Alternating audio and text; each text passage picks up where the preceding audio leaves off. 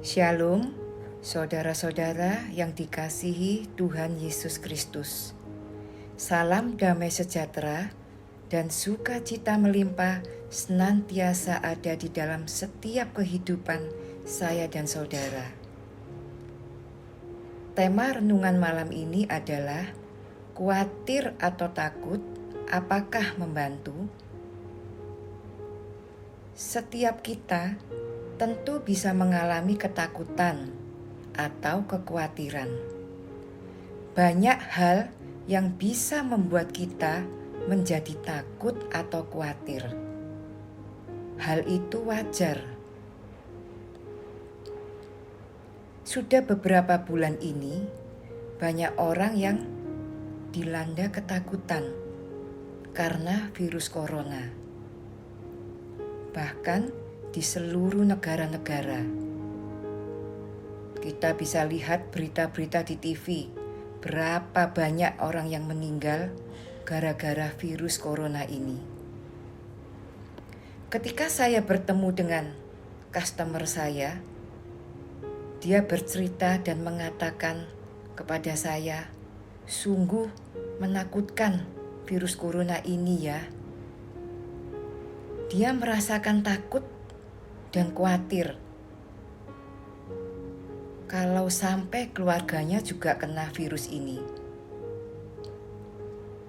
Nanti bisa dikarantina dan biayanya mahal. Dengan ketakutan dan kekhawatirannya ini membuatnya stres. Dan apa yang terjadi kalau dia stres? Dia akan merasakan lambungnya sakit, dadanya sesak, juga kepalanya sakit. Dia terus mengeluh dan mengeluh kepada saya. Ketika seseorang hidup dalam ketakutan, kekhawatiran, maka orang itu akan merasakan penderitaan. Karena ketika seseorang dicengkeram ketakutan, dia tidak bisa berpikir secara logis dan kritis. Firman Tuhan di dalam Matius 6 ayat 27 berkata, "Siapakah di antara kamu yang karena kekhawatirannya dapat menambahkan sehasta saja pada jalan hidupnya?" Di sini Tuhan Yesus mengingatkan kepada kita semua bahwa kekhawatiran atau ketakutan kita itu tidak bisa menolong kita dalam menyelesaikan masalah. Malah dapat membuat kita semakin tenggelam, bahkan meragukan Tuhan. Ingat, ketakutan adalah senjata yang sering dipakai iblis. Untuk apa? Untuk melumpuhkan iman kita. Nah, itu yang menjadi sumber kegagalan atau kekalahan kita. Di dalam 1 Petrus 5 ayat 8 dikatakan, "Sadarlah dan berjaga-jagalah. Lawanmu, si iblis, berjalan keliling, sama seperti singa yang mengaum-aum dan mencari orang yang dapat ditelannya." Jadi, kita disuruh berjaga-jaga. Karena apa? Karena lawanmu si iblis itu seperti singa yang mengaum-aum sambil berjalan keliling untuk mencari orang yang dapat ditelannya. Ibaratnya, begitu mendengar auman singa, banyak yang ketakutan, lalu menjadi lemah. Itulah yang terjadi pada Saul dan para tentaranya pada saat menghadapi Goliat. saat mereka melihat Goliat yang tinggi, besar, dan mendengar tantangannya, langsung apa yang terjadi? Hati mereka kecil dan gemetar ketakutan. Nah, pada saat itulah mereka sudah kalah berperang. Oleh karena itu, kita harus berani melawannya. Dengan mengalahkan ketakutan, kita akan mengalami hidup yang berkemenangan. Ketika kita lepas dari ketakutan, kita menjadi orang yang bebas dan bisa menikmati apapun yang sudah disediakan oleh Tuhan bagi kita.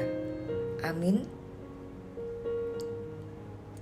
Ada beberapa hal yang bisa kita lakukan saat kita mengalami ketakutan atau kekhawatiran. Yaitu yang pertama, tempatkan Tuhan antara diri kita dan masalah kita. Seringkali terbalik, masalah ditaruh di antara kita dengan Tuhan. Kok aku dikasih cobaan ini ya? Kok aku dikasih masalah ini ya sama Tuhan? Tuhan kok gak adil ya sama aku?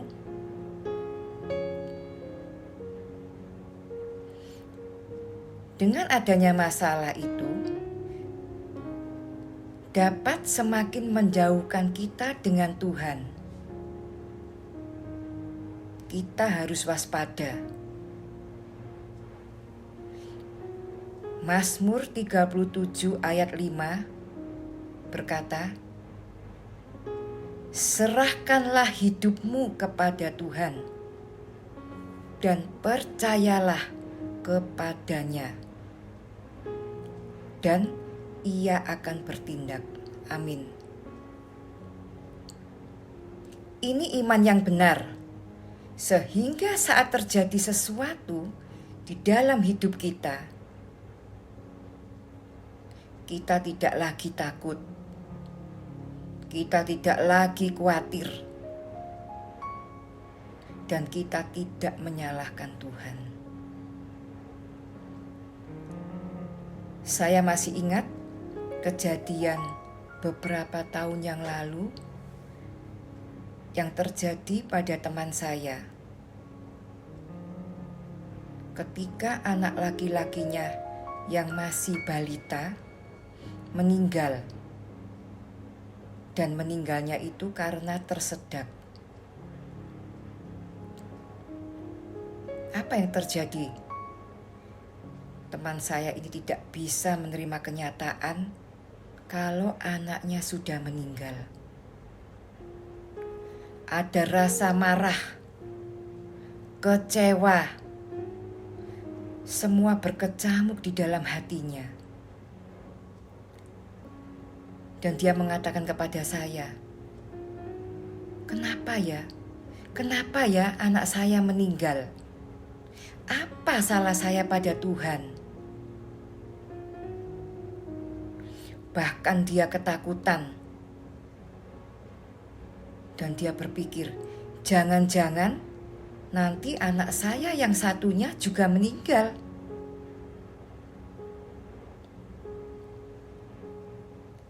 Di dalam ketakutannya, kemarahannya, dan kekecewaannya, di situ dia menyalahkan Tuhan. Dan sampai sekarang saya masih mendengar bahwa dia masih kecewa dengan Tuhan.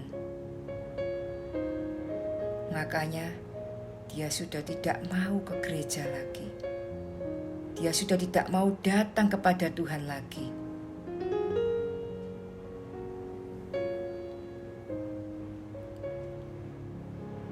kita harus hati-hati saat kita mengalami masalah, saat kita ketakutan, saat kita khawatir. Karena semua itu kita bisa lemah iman, bahkan kehilangan iman kita.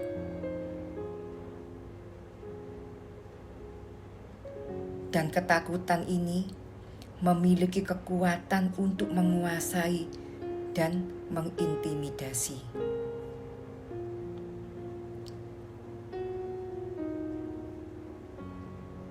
Biarlah kita menyerahkan hidup kita kepada Tuhan.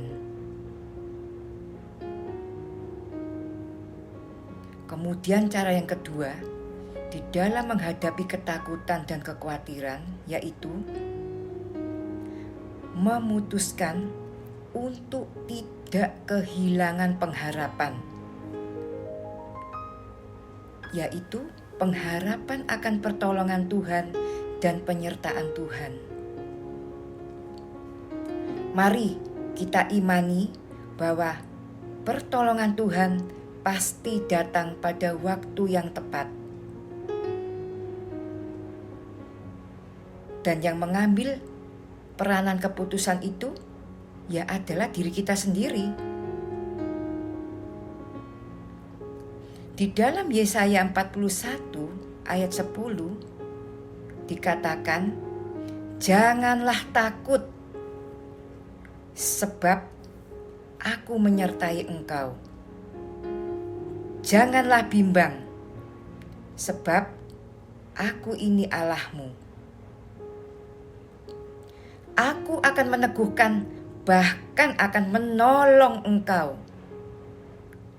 Aku akan memegang engkau dengan tangan kananku yang membawa kemenangan." Amin. Ketakutan dapat menghalangi kita melihat pertolongan Tuhan. Kembali lagi cerita tentang Goliat. Ini dapat kita baca di dalam 1 Samuel 7.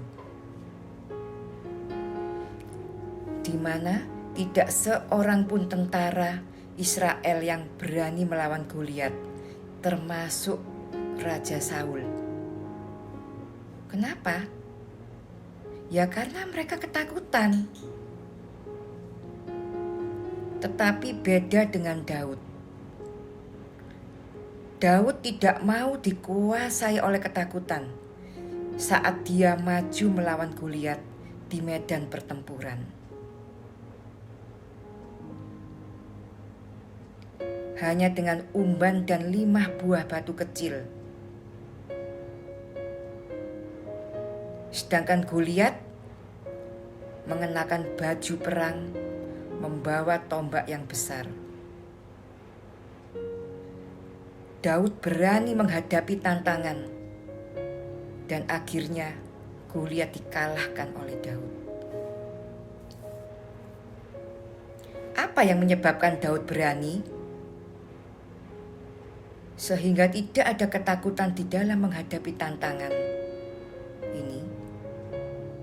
Ya, ini karena Daud yakin bahwa dalam menghadapi segala masalah, Tuhan tidak tinggal diam, tetapi Tuhan yang bertindak, yang memberikan pertolongan. Mari saudara yang terkasih, kita belajar dari Daud saat menghadapi segala masalah di dalam hidup kita. Kita tidak akan takut bila kita ingat bahwa Tuhan tidak pernah meninggalkan kita dan pertolongannya selalu ada walaupun masalah yang kita hadapi berbeda. Kemudian cara yang ketiga di dalam menghadapi ketakutan adalah datang kepada Tuhan atau berdoa. Yesus pun pernah mengalami ketakutan yang begitu hebat, sampai peluhnya bercampur darah.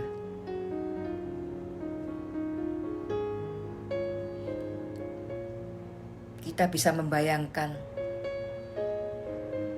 bagaimana ketakutannya sampai peluhnya bercampur darah.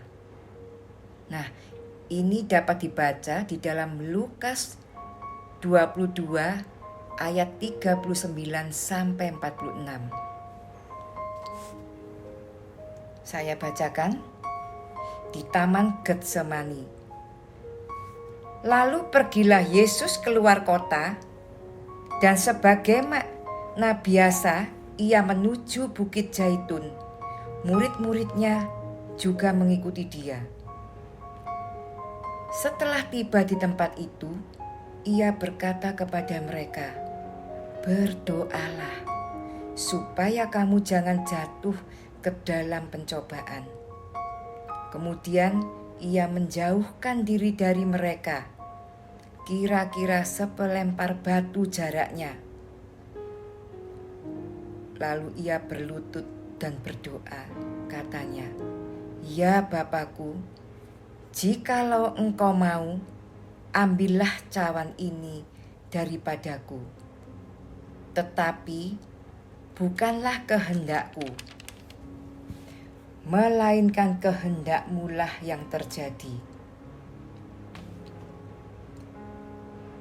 Maka seorang malaikat dari langit menampakkan diri kepadanya untuk memberi kekuatan kepadanya.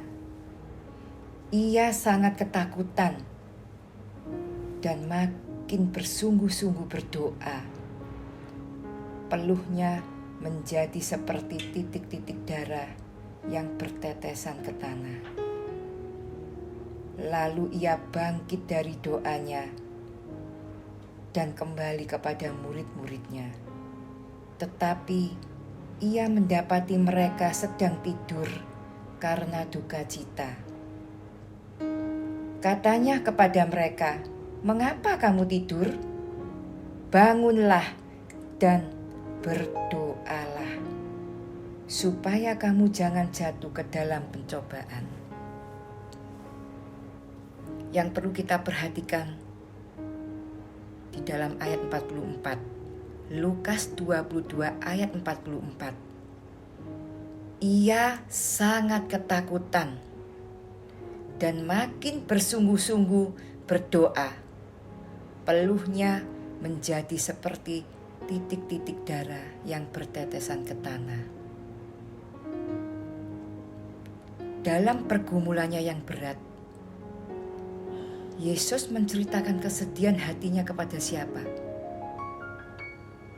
Yesus menceritakan kesedihan hatinya kepada Bapanya di sorga. Dan di dalam ketakutannya, Yesus berserah kepada Bapa. Kemudian di dalam Kisah Para Rasul 16 ayat 19 sampai 34, ini tidak kita baca. Dikisahkan dalam perikop ini, di mana Rasul Paulus dan Silas itu ditangkap, dianiaya, dan dilempar ke dalam penjara dengan kaki dibelenggu dan dalam pasungan yang kuat serta penjagaan yang sangat ketat. Itu dapat kita baca di ayat 19 sampai 23. Tetapi sungguh luar biasa, dalam keadaan menderita yang sedemikian rupa, yang mereka lakukan adalah berdoa dan menaikkan pujian. Mereka berdua tidak takut. Melalui doa dan pujian ada kemenangan. Jadi, bagaimana cara menghadapi ketakutan? Yaitu yang pertama, tempatkan Tuhan antara diri kita dan masalah kita. Percaya dan menyerahkan semuanya kepada Tuhan. Yang kedua, memutuskan untuk tidak kehilangan pengharapan. Biarlah iman kita semakin bertumbuh dan berpengharapan kepada Tuhan saja. Dan yang ketiga, datang pada Tuhan, berdoa. Pasti ada kekuatan, ada penghiburan, dan ada kemenangan saat kita datang kepada Tuhan. Kita tidak pernah lepas dari permasalahan yang terkadang membuat kita stres, membuat kita takut, khawatir.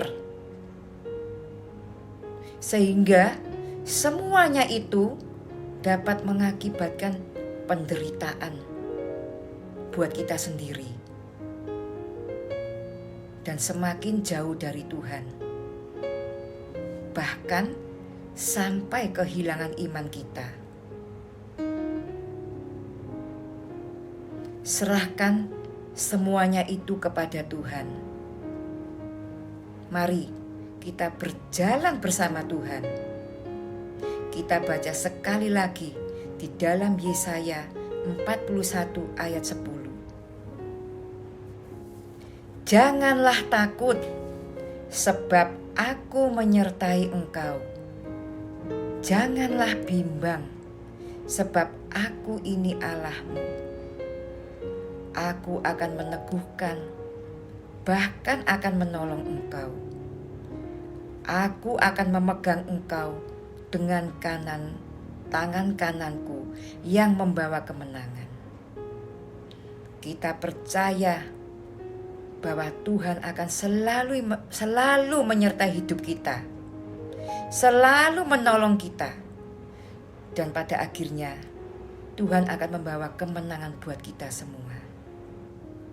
Kiranya Tuhan Yesus memberkati kita semua. Amin.